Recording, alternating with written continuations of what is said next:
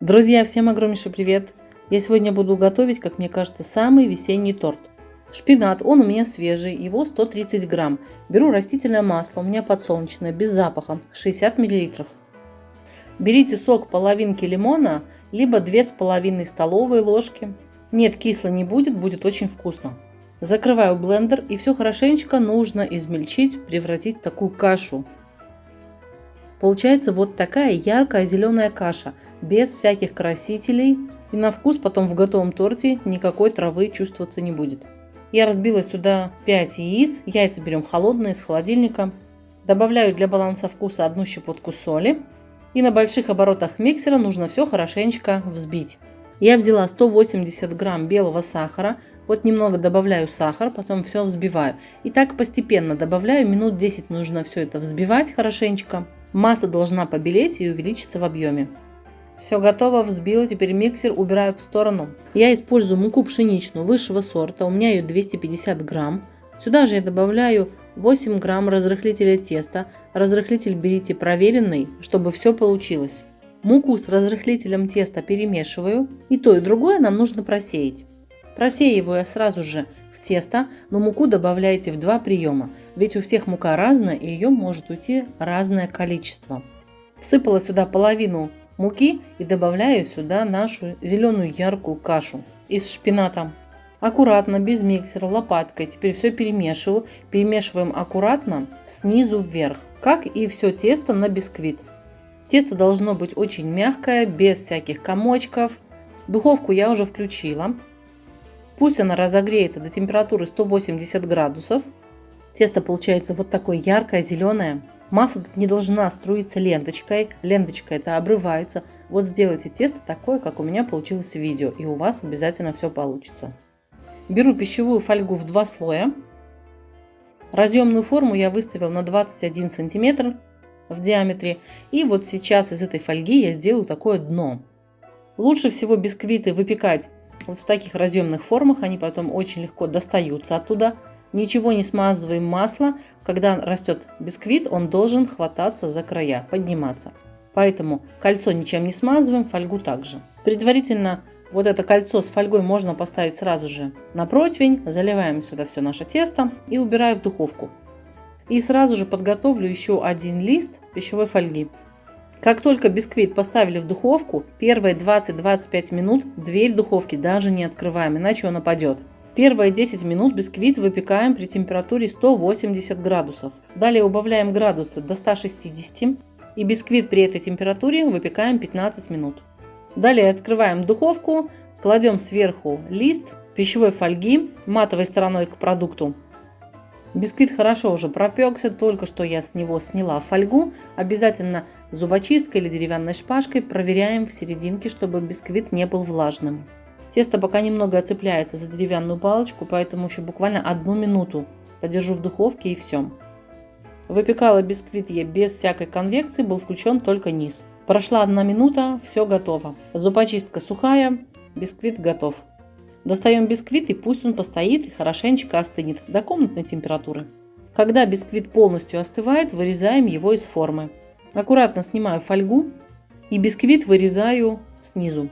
Бисквит получается такой очень влажный, самый низ бисквита получился темный. Все это можно отлично и быстро снять, взять просто колючую терку, на которую мы натираем картофель, и вот несколько раз буквально провести по бисквиту. Бисквит теплый не упаковываем в пищевую пленку, обязательно когда он полностью остывает, тогда оборачиваем пленкой и убираем часов на 10 в холодильник.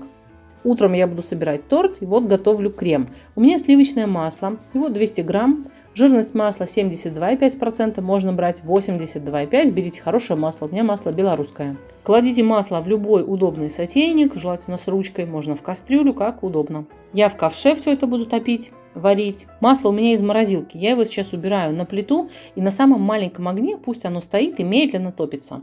Сметану тоже берите хорошую, у меня 20% жирности она и ее 230 грамм. Пока топится у нас масло, мы подготовим все остальные продукты. Сюда же добавляю 1 куриное яйцо, 100 грамм сахара, половину столовой ложки кукурузного крахмала. В любой выпечке, особенно в кремах, я использую всегда именно кукурузный крахмал. Он не синюшный, не имеет характерного привкуса такой как крахмал картофельный. С ним очень хорошо готовить. 1 столовую ложку с горкой муки пшеничной высшего сорта, ванилина 1 щепотку. Все, сейчас это отправлю к маслу в ковш. Масло за это время уже растопилось, оно начало булькать, и нам нужно сейчас взять венчик и очень-очень быстро все здесь перемешивать, так, чтобы яйцо здесь не заварилось, не было никаких комочков, потому что если комочки получатся, потом придется протереть это все через сито. Первое время я помешиваю все ритмично, чтобы здесь все разошлось, не было комков. Ну а потом можно на минуту и забыть этот крем, только обязательно возвращаемся, все перемешиваем, чтобы ничего не подгорало с дна нигде. У меня средняя конфорка и маленький огонь. На минуту отошла, теперь быстро опять все перемешиваю. Постоянно стоять его мешать не надо, разве что только в конце, уже перед тем, как он заварится, приготовится. И смотрим, как только появляется первый пузырь, бульк, сразу же выключаем, чтобы крем не расслоился. Такое бывает. Ковш я поставила в миску с очень холодной водой и быстренько все перемешиваю, чтобы крем максимально быстро остывал. Воду я сейчас поменяю, налью опять холодную, и уже потом можно ковш оставить, пусть все стоит, просто остывает уже без всяких перемешиваний. Если вдруг крем расслоился, ничего страшного, потом просто все перемешайте. На вкус это никак не отразится, просто вам будет некрасиво из него готовить. А так идеально вся крошка для торта прилипает на этот крем, и на вкусовые качества это тоже никак не сказывается. Бисквит провел всю ночь в холодильнике, теперь снимаю всю пленку. Бисквит разрезаем так, как вам больше нравится. Я не люблю резать ни струной, ничем. Вот ножом лучше всего для меня. И бисквит делите на столько коржей, как вам захочется. Бисквит остался таким же ярким, как было первоначально тесто.